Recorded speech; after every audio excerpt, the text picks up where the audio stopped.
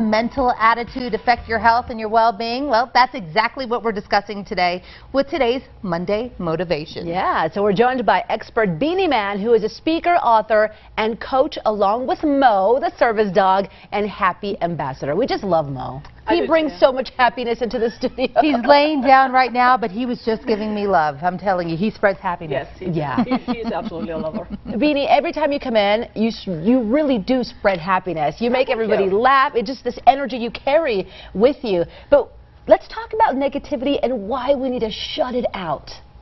Well, because it affects everything. Because everything is connected. You know, the mind, body, soul. I mean, we hear people, it's like, oh, you know, we take care of mind, body, and soul. But to me, it's like really having that right mindset. Because if you have that, I think everything else kind of takes care of itself. So do you think it really can affect your physical health? Absolutely. Okay. Absolutely. Yeah. So back in many moons ago, we were stationed in Germany. I think it was 2003. My husband was deployed when the whole thing started in Iraq, and you know, we didn't know. It was a lot of stress, and at that point I was still a lot overweight. It was before my gastric bypass surgery, and there was a lot of stress, and I was in a lot of physical pain. And what happened was, because of the stress, all of a sudden within like 2 or 3 days I was blind. Whoa. Yes, I was so stressed, and when you're stressed, I mean, we go have that negative mindset because we're like, oh my God, now this is going wrong, and and we do this downward spiral.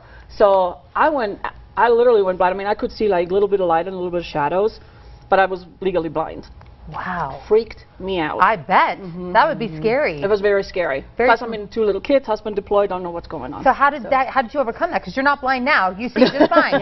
Right. Well, I mean, medication. I mean, I went to see a doctor, and they ran all kinds of tests, and and I was put on steroids and everything, and it cleared it up. Yeah. But it was stress, and then about 2 years later, because it's not just negative stress that affects us, positive stress, it's still stress. Right. Because about 2 years later, we were planning. I didn't think about that.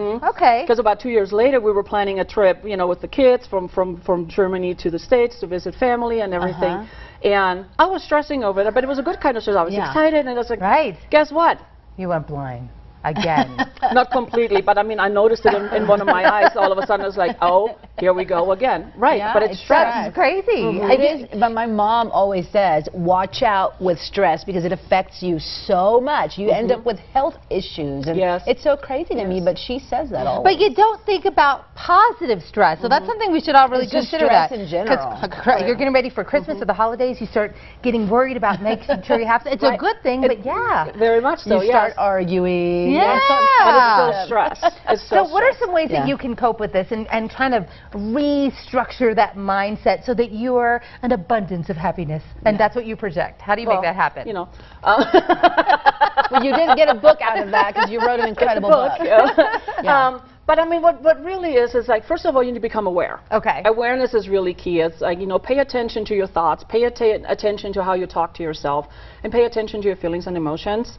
And then, you know, it's like meditate, exercise, go for a walk in the woods, you know, walk in the grass barefoot or something, whatever that helps you to recenter and refocus, you know, and understand it's like, it's not that important. Nothing in life is that, unless of course it's life or death. I mean, that's a different situation. But other than that, it's not that important. Okay, let me ask you a question, because I actually have a little bit of trouble like meditating. So somebody that's trying to get centered, tell me how you do that. So it depends, you know. Sometimes I can just close my eyes and I do a heart-brain connection breathing. Okay. That helps me if I need to get centered really quick. So in the beginning, what I did is you just put your hand on your heart. Okay. And then you focus, like you breathe in as if you're breathing in through your heart. And then you feel that connection. Just close your eyes and you feel that connection. You breathe in and out. Yeah. Yes. With that connection. You almost pause for a minute. Yes, and it feels very relaxing. I mean, instantly. Yeah. Instantly, you know. But if you want to do meditation, there's so many. There's like apps out there that help you. There's tapes. I just aged myself. Like cassette tapes. 8-track. Okay, I love it.